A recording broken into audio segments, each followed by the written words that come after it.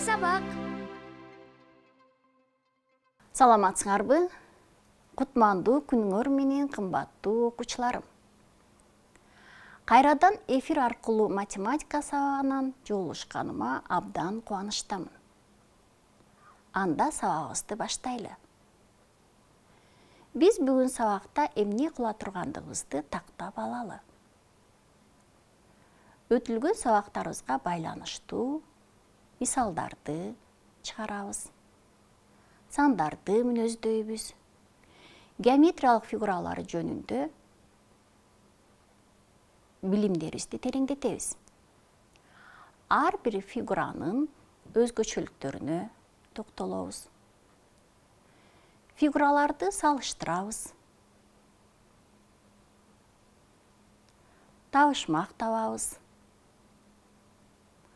Логикалык суроого жооп беребиз.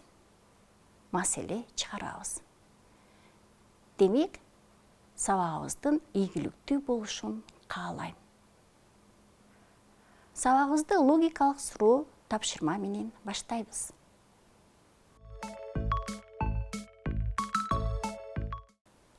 Логикалык суроо. Бир жумуртка 10 мүнөттө бышат. Анда 8 жумуртка канча мүнөттө бышат? Ойлонобуз. Азаматсың. Туура таптың.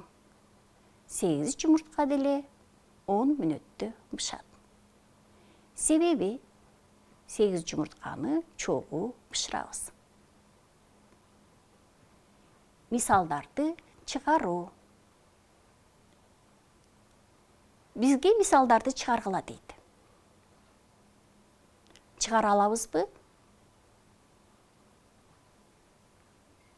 Ким туура жана тез чыгарат болду экен? Жарышалы. Кеттик. 8ге 4-тү кошсок сумма канча болот? Туура 12 болот. 9 менен 6-нын суммасы 15ке барабар.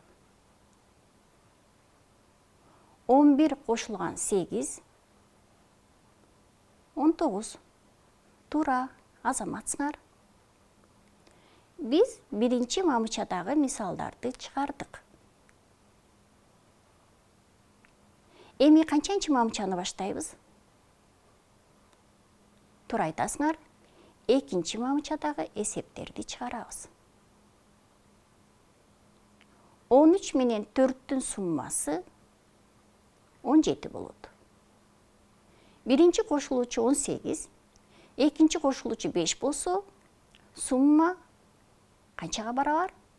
23-кө барабар. 20 менен 20-нын суммасы 40 болот. Балдар, канчанчы мамычаны чыгардык? Экинчи мамычаны эсебин бүттүк. Азаматсыңар, абдан жакшы иштеп жатасыңар. Эми үчүнчү мамычаны чыгаралыбы? Чарчаган жоксуңарбы? 15ке 5-ти кошобуз. 20. Ал эми 15ке 15-ти коша алабызбы?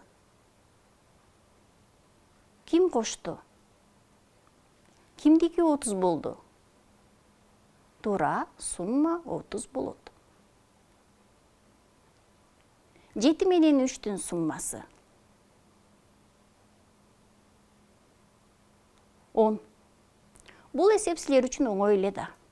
Туурабы? Эми бардык суммаларды өзүнчө жазып алалы. 12, 15, 19, 17, 23, 40, 20, 30, 10. Кийинки тапшырмага өтөлү. Жогорудагы жазып алган суммаларды кемүү тартибинде жайгаштырабыз. Эң чоң сумма кайсы? 40. Туура. Андан кийин 30, 23, 20, 19, 17, 15, 12, 10.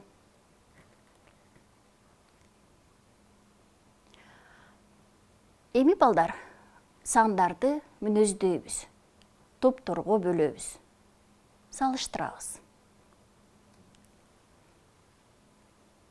Бул сандар бир орунду сандарбы же эки орундубу? Туура айтасыңар, эки орунду сандар. Эмне үчүн эки орунду? Себеби эки цифра менен жазылат. Бул сандардын ичинен кайсы сандар тегерек ондуктар? 40, 30, 20, 10. Эмне үчүн бул сандар тегерек ондуктар деп аталат? Азаматсыңар, анткени булардын бирдиктери нөлгө барабар. Эми так сандарды бөлүп жазабыз. Алар 23, 19, 17, 15. Эми жуп сандарды бөлүп жазалы. 40, 30, 20, 12, 10. 40 санынын кошуналары кайсы сандар? 38 бе? Жок, 39 жана 41.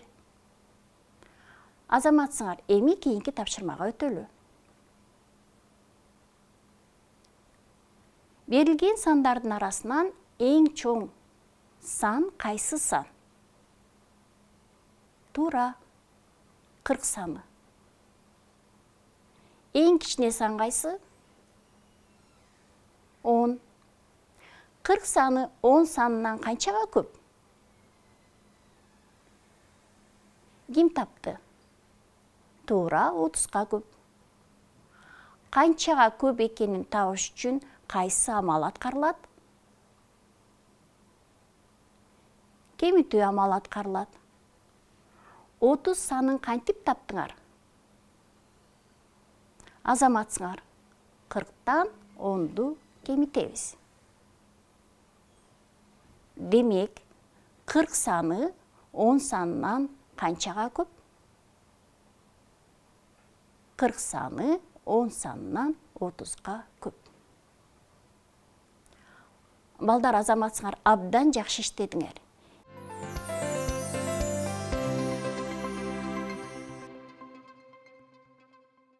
Анда сабагыбызды уланталы. Кийинки тапшырмабыз. Силер бул фигураларды билесиңерби? Бул квадрат, а бул үч бурчтук. Бул болсо тегерек, ал эми бул тик бурчтук. Бүгүн сабакта эмнелер жөнүндө сүйлөшөт экенбиз анда? Туура айтасыңар, фигуралар жөнүндө. Анда биздин темабыз геометриялык фигуралар. Азыр мен силерге ташмак айтып берем. Силер жакшылап угуп, кайсы фигура экендигин табасыңар. Даярсыңарбы? Анда кунт коюп угуп, туура тапканга аракет кылгыла. Менин бурчтарым жок. Табакка, чыныга окшошмун. Шакекке, дөңгөлөккө, мискейдин капкагына.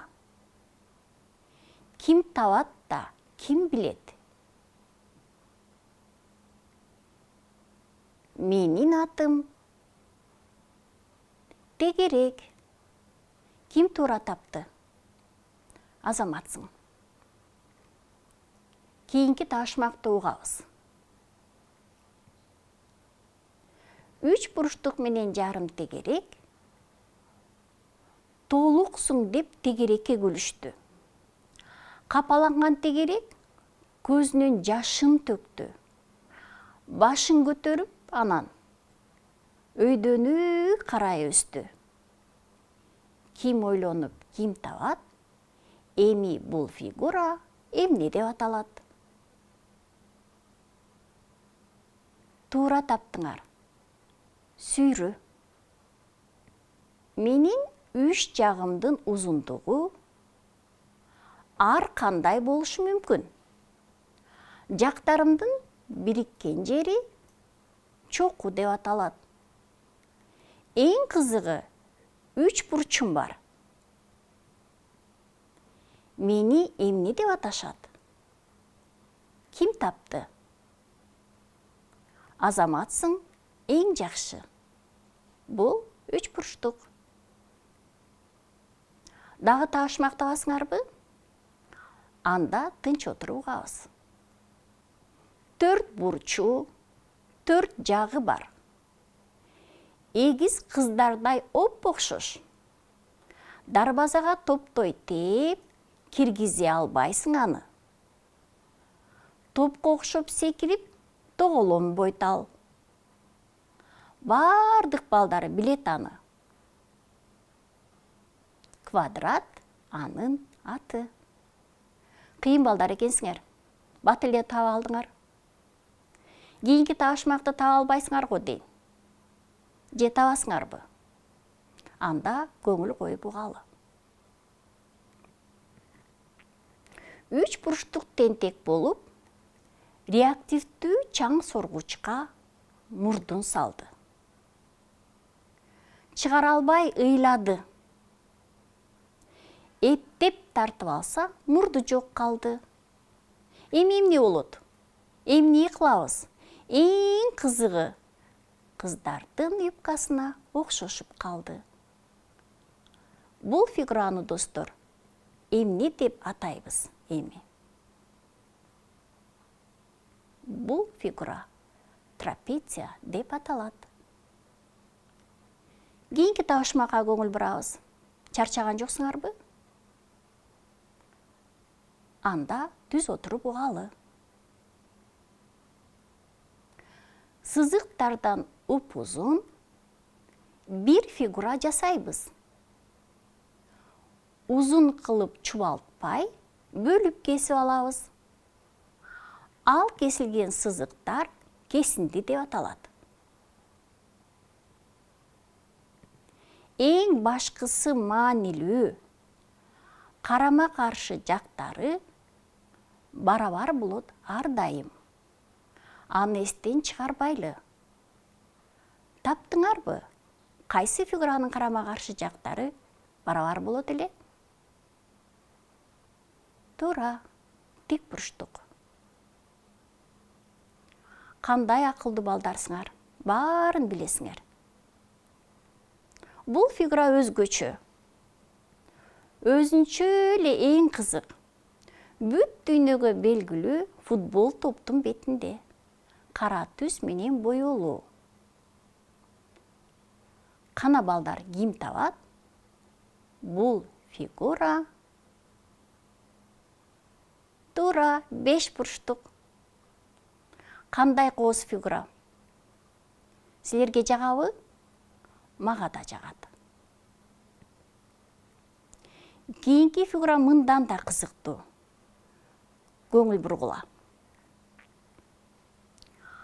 Арылар үчүн дүйнөдө эң сыйкырдуу фигура. Кооздугуна суктанышып, эч бузушпайт бир деле.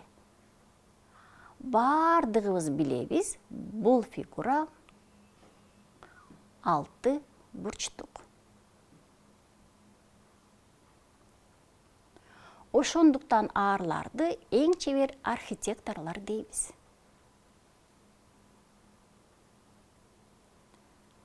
Квадрат бир бурчу менен туруп, экинчи бурчу менен шыпка жетти.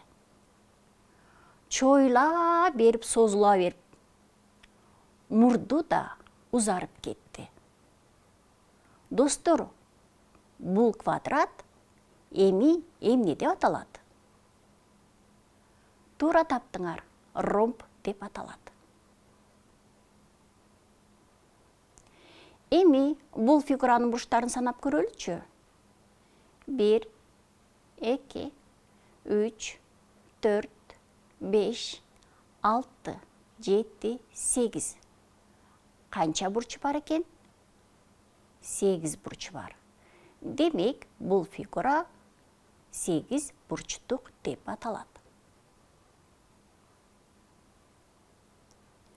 Биз геометриялык фигураларга окшош буюмдарды, нерселерди көп кездештиребиз. Элестетип көрсөңөр, 3 бурчтукка эмнелер окшош? Бул эмне? Жол белгиси. Эмнени билдирет? Балдар бар деген эскертүүчү жол белгиси. Бул болсо карагай. Кайык дагы 3 бурчтук формасын элестетет. Бөбөктөрүңөрдүн оюнчугу да 3 бурчтук формасында болот. Деги эле жаратылышта 3 бурчтук формасына окшош көп буюмдарды тапсаңар болот. Эми балдар, сүрөттө көрүп турган нерселерди геометриялык фигуралар менен салыштырып көрөлү. Мисалы, бадыраңдын формасы сүйрө, топучу 3 бурчтукка окшош. Кыздардын юбкасы трапеция формасында. Картина эмнеге окшош? Туура, тик бурчтукка окшош. Белек салынган кутучанын формасы квадрат. Ал эми биз ойногон топ тоголок. Азаматсыңар. Геометриялык фигураларды катыштырып маселе түзсөк болобу? Анда маселеге көңүл буралы. Карим түстүү кагаздан 10 квадрат, андан 2ге аз тегерек кести. Карим канча тегерек кескен? Маселе эмне жөнүндө экен? Туура, геометриялык фигуралар жөнүндө. Карим канча квадрат кесиптир? 10 квадрат кескен. Канча тегерек кескени белгилүүбү? Жок, белгисиз. Анда маселеде эмне белгилүү? Квадратка караганда 2ге аз тегерек кескени белгилүү. Маселенин суроосун окуйбуз. Эмнени сурап жатат? Эмнени табышыбыз керек? Туура, Каримдин канча тегерек кескенин табышыбыз керек. Кантип табабыз? Ким тапты? Туура, 10дон 2ни кемитебиз. Маселеде 2ге аз деп айтылгандыктан кемитүү амалы аткарылды. Демек, Карим канча тегерек кескен экен? Карим 8 тегерек кескен. Эми маселенин кыскача жазылышын жана сүрөт аркылуу берилишин карап көрөлү. Квадраттан 10ду кескен. Тегерек белгисиз, бирок квадратка караганда 2ге аз кескен. Туюнтмасын 10 кемитилген 2 барабар 8 деп жазабыз. Жообу, Карим 8 тегерек кескен. Же болбосо маселенин сүрөтүн тартып да чыгарсак болот. Сабагыбызды жыйынтыктоого убакыт келди. Бүгүнкү сабакты анализдейли. Эмне кылдык? эмне билдик, эмнелерди үйрөндүк деген суроолорго жооп берип көрөлү. Эмне кылдык? Эсеп чыгардык, ойлондук, табышмак таптык, суроолорго жооп бердик, маселе иштедик, салыштырдык, кайталадык, көнүгүү жасадык. Бул эмне? Ким билет? Бул куржун. Куржун улуттук буюм. Ортосу бириктирилген кош көздүү баштык. Бүгүн биздин куржундан жагымдуу сөздөр куюлат. Куржунубуз бакытка, өмүргө, ден соолукка, ыйманга, кайрымдуулукка, мээримге жык тоосун демекчимин. Кийинки телесабактан жолугушканга чейин аман бололу. Асманыбыз ачык болсун.